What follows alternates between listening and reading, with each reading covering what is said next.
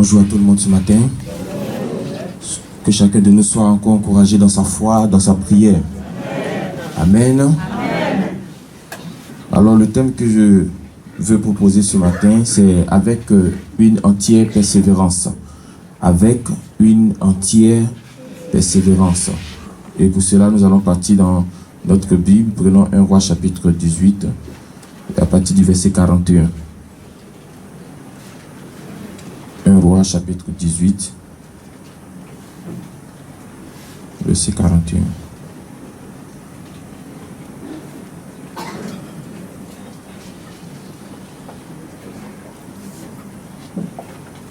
Et Élie dit à Akab, monte, mange et bois.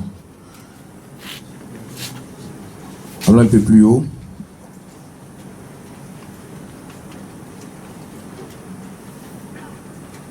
Bon, prenons les 41. Prenons les 41. Voilà. Donc, Élie dit à Akab, monte, mange et bois, car il se fait un bruit qui annonce la pluie. Akab monta pour manger et pour boire. Mais Élie monta au sommet du Carmel et, se penchant contre terre, il mit son visage entre ses genoux et dit à son serviteur, monte, regarde du côté de la mer. Le serviteur monta et regarda et dit, il n'y a rien. Arrêtons-nous là pour l'instant. Gloire à Dieu. Il y a eu une sécheresse en Israël. Une sécheresse en Israël. Je pense que quand vous allez prendre 1 Roi chapitre 17, vous allez comprendre pourquoi. Mais cette sécheresse-là, c'est le même prophète Élie qui l'avait annoncé. Amen. Et cela a déplu au roi. Mais dans ce chapitre 18, Élie va refaire une autre prière pour que cette fois, la pluie descende. Amen. Amen. Et il est allé sur la montagne, prier son Dieu, invoquer son Dieu. Et il a dit à son serviteur, pendant que je suis en train de prier, il fallait voir du côté de la mer, est-ce que tu sens que la pluie est en train de venir? Quand son serviteur est parti, qu'est-ce qu'il a rapporté comme nouvelle? Il dit, il n'y a rien. Amen. Il dit, il n'y a. J'entends souvent ce mot-là dans la bouche de certaines personnes. J'ai rien vu. Comme ce serviteur-là. Il dit, l'homme de Dieu, vraiment, il n'y a rien. Je ne vois pas. Je ne vois rien. Je n'ai pas encore vu. Je n'ai pas encore reçu. Dieu ne s'est pas encore manifesté. Dieu n'a pas encore fait pour moi. Dieu n'a pas encore agi. Qu'est-ce que le thème te dit ce matin? Avec une entière persévérance. Et il dit, tu n'as rien vu. Je l'ai dit et je le redis encore aujourd'hui. Si tu n'as encore rien vu, il n'y a pas 3 choses qui expliquent. Il n'y a pas 4 choses qui expliquent. Il n'y a pas 5 qui expliquent. Il y a 2 choses seulement. 2 choses. Soit tu vas voir du côté de l'une, soit tu vas le fouiller du côté de l'autre. La première chose, peut-être que le temps de Dieu n'est pas encore arrivé pour cette chose que tu demandes. Pour cette chose que tu veux. Parce que le temps de Dieu là, vous ne pouvez pas lutter contre ça. La Bible dit que Dieu veille sur sa parole pour l'accomplir. Pas sur vous, votre parole, hein, mais sur lui, sa parole. Donc, le temps, quand il n'est pas encore venu, Marie était à côté de Jésus et le vin a manqué. Elle lui a dit que le vin a manqué. Malgré que Jésus même était présent à ce mariage, ça n'a pas empêché que le vin manque. Au moment où il s'agissait de faire un miracle pour que le vin revienne, Jésus a dit que le temps n'est pas encore venu. Et tant que ce temps n'est pas encore venu, quoi que tu fasses, quoi que tu demandes, la chose ne peut pas se réaliser. Mais c'est en ce moment-là que certains chercheront des raccourcis pour se retrouver à Marcoussi,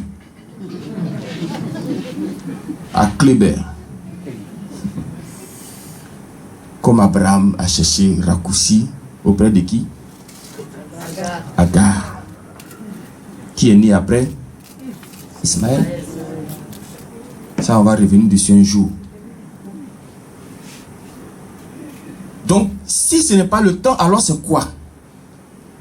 En ce moment-là, tu vas rentrer en toi-même maintenant. Tu vas rentrer dans ta vie maintenant.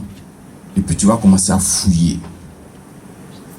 Je vous dis, dans toutes les églises où vous partirez, il n'y aura pas autre chose. J'ai dit, soit c'est le temps, ou soit c'est toi-même ta vie. Il n'y aura pas autre chose.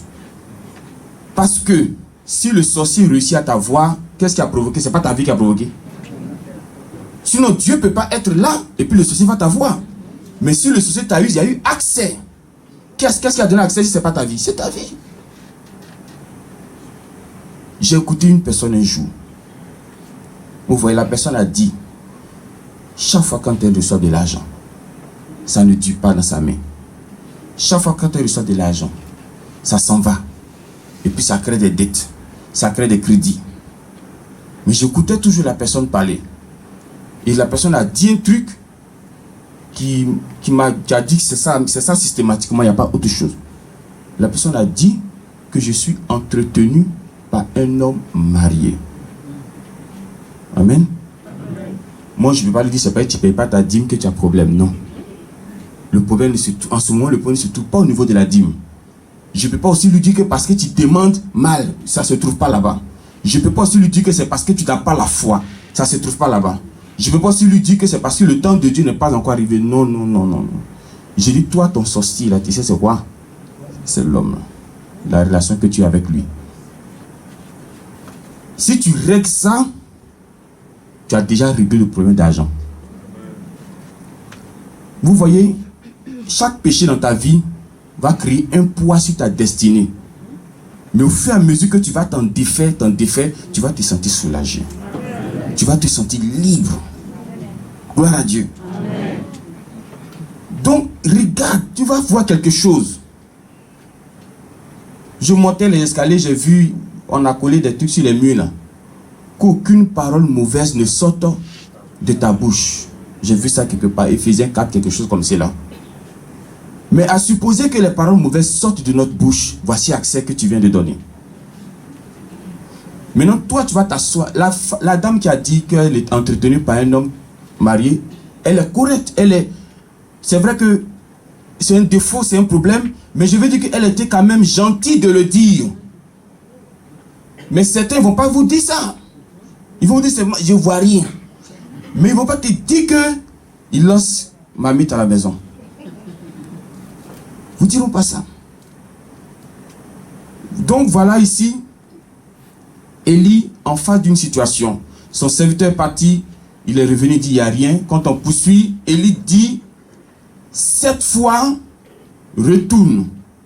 Donc ça veut dire que 7 fois, il a envoyé son serviteur et son serviteur est revenu 7 fois. À la 7e fois, le verset 44, il dit, voici, un petit nuage se lève au-dessus de la mer. Ça veut dire quoi? Quand on dit un petit nuage se lève au-dessus de la mer, tout simplement la pluie en train de s'annoncer. 7 fois. Mais il y a une chose quand même qui a attiré mon attention. Dans le chapitre 17, parce que quand j'ai lu ça, j'ai vu qu'il a fait la prière 7 fois. je suis allé voir dans le chapitre 17 comment le problème est venu. Et j'ai vu que pour que le problème vienne là, Élie n'a pas fait prière 7 fois. Est-ce que vous comprenez? Il n'a pas fait prière même 2 fois même. Il a dit une fois et puis sécheresse en même temps. Mais pourquoi quand il s'agissait maintenant, c'est là qu'il a compris que gâter c'est plus facile qu'arranger. Amen. Non, gâter c'est plus facile qu'arranger. Parce que pour gâter au chapitre 17 là, il n'a pas eu besoin de 7 fois. Il a dit une parole. Mais ici là, une fois, son serviteur va voir. Il n'y a rien aujourd'hui. Hein. Il dit bon, encore, on va faire encore la prière. Vous voyez, il ne se décourage pas. Il ne dit pas que comme je sais faire descendre le feu du ciel, et puis j'ai fait la prière, ça n'a pas marché, bon, laisse tomber. Non, non, non, non, non, non, non. Même Jésus lui-même, il a prié pour un malade. Il lui a demandé, est-ce que tu vois? Il dit, là, il ne voit pas bien. Là, il voit les gens là comme les arbres, façon. Là. Ça veut dire que la vue n'était pas encore au bon fixe. Jésus dit, ah, bon d'accord. Jésus a encore fait une autre prière pour lui. Amen. Amen. Si c'est le temps qui n'est pas encore venu pour toi, ne t'arrête pas de prier. Amen. Et veille-y avec une entière persévérance. Et chaque fois, vois à quel niveau les choses se situent. Vous voyez, Matthieu 7,7. Demandez, cherchez, frappez. Est-ce que vous savez que ces 3 choses-là représentent les 3 niveaux de la prière? Dans la prière, là, il y a une partie où tu vas demander. Mais quand tu ne reçois pas, là, il faut chercher. Les nouvelles personnes étaient à la maison, en train de demander la solution à Dieu. Ça ne vient pas. Pour être ici, là, c'est pas chercher. C'est parce que tu as cherché que tu as trouvé ici. Voici le 2e niveau de ta prière qui est là aujourd'hui. Tu demandes, mais tu ne reçois pas. Alors je vais chercher. C'est ce que je t'ai dit tout à l'heure là. Tu fais prier là, mais tu ne vois rien. Il faut chercher. Cherche dans ta vie, fouille. Maintenant, si tu as cherché, que tu vas aller encore une autre étape, en ce moment-là, il faut frapper maintenant. Frappe fort sur le côté de ta vie qui fait que les choses n'avancent pas. Frappe fort. C'est pourquoi l'apôtre Paul pouvait dire, je tiens durement mon corps. Durement. Il dit, c'est pas facile, mais je tiens durement. Gloire à Dieu. Amen. Donc, vous comprenez avec moi que si c'est le temps qui n'est pas encore venu, mon là, tu es sauvé. Hein? Parce qu'à tout moment, ça va venir. Amen. Mais si c'est l'autre côté là, il y a 2 cas là-bas. Soit tu arranges, ou soit tu vas rester toujours dans la même situation. Mais je ne pense pas que tu veux accepter de rester dans la même situation. Donc il faut arranger. Qu'est-ce qui te bloque? Il faut arranger. Qu'est-ce qui t'empêche? Ce qui me plaît avec Dieu, la Bible dit que le Saint-Esprit rend témoignage à notre esprit que nous sommes enfants de Dieu. Donc s'il y a quelque chose de caché, le même Saint-Esprit va te dire, ma fille, mon fils, c'est ça qui est le seul problème. Pour l'instant, laisse le sorcier, ce n'est pas lui. Il y a des accusations, mais vous mettez sur là. Le diable va dire, mais t'es mauvais, c'est pas moi aujourd'hui là.